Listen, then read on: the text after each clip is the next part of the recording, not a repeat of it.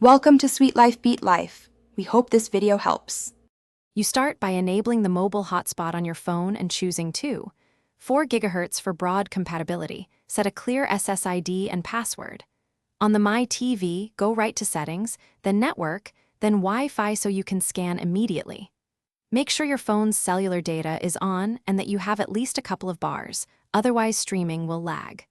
Once done, keep the phone close to the TV to avoid weak signal during the pairing and scanning step that follows. Now on the My TV, scan for Wi-Fi networks and select your phone's hotspot SSID you just created. You enter the password using the remote's keyboard or My Remote mobile app for faster typing. Accuracy matters because one wrong character prevents access. After submitting, wait until the TV shows it obtained an IP address. This confirms DHCP worked. Make sure signal strength is good. If it's weak, move the phone slightly closer.